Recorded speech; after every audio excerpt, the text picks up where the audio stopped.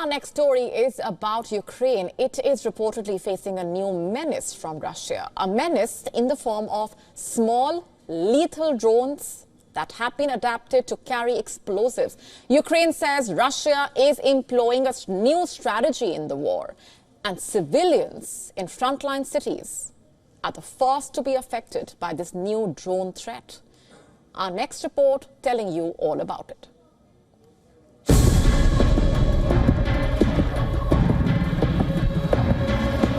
On October 18th, Russian drones dropped explosives on an ambulance in Ukraine's Stanislav. It's a village located in Kherson Oblast. The medical personnel were able to escape unharmed.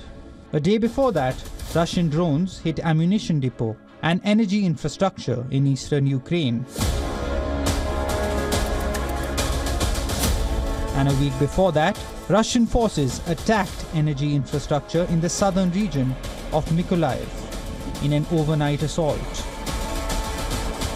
Russian drones have repeatedly struck Ukrainian cities and towns in recent weeks.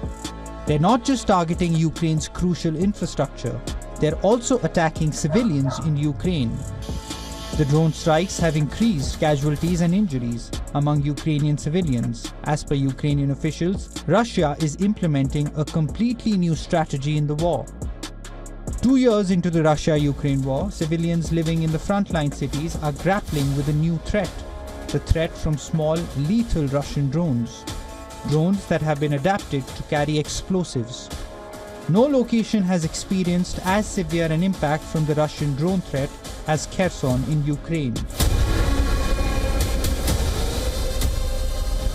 Since the drones started infiltrating the city in July, thousands of assaults have occurred each month.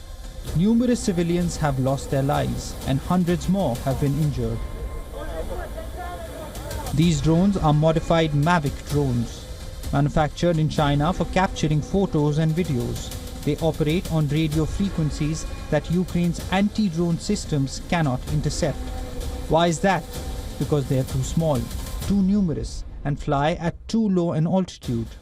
That's why conventional air defenses are unable to detect them. From July to October, Ukrainian officials report that Russian drones have injured over 400 civilians, including children. Those impacted have suffered severe injuries without even setting foot on the battlefield. These injuries are life-altering, with many requiring amputations. As a result, these drones are causing Kherson residents to flee. Many residents have adjusted to various degrees to living under the threat of shelling. But the presence of drones has introduced a new level of fear into people's everyday life. Each time they step outside their house, they fear that they could become the target. They say that drones are far more dangerous than artillery. Artillery can be heard, but a drone, it appears out of nowhere. It identifies you and you're finished. In Kherson, the line of conflict is the Dnipro River. It widens into wetlands and an estuary as it nears the sea, separating Ukrainian forces from Russian on the opposite banks. This has shielded the city from a large-scale Russian offensive, as crossing a major river is incredibly challenging. However, because this natural barrier enables tens of thousands of civilians to reside just a few kilometers away from Russian troops, it also renders the city particularly vulnerable to Russian drone attacks. The drones range up to 15 kilometers or approximately 9 miles, allowing them to fly across the river and return. Because they are so small and affordable, Russia uses them in large quantities. Most of these small cheap drones are Chinese. Remember, the West has accused China of helping Russia's war efforts, a charge vehemently denied by Beijing. Still, on October 17th, the US Treasury Department announced sanctions against 2 Chinese companies, accused of directly helping Russia build long-range attack drones. This was the first time we actually saw a Chinese company manufacturing a weapon itself that then was used on the battlefield by Russia, was sent to Russia and then used on the battlefield. And that's why we imposed the sanctions that we did today. It is challenging to determine if Russian soldiers are intentionally targeting civilians. However, the Russian Defense Ministry has admitted to attacking Ukrainian infrastructure ahead of the winter months.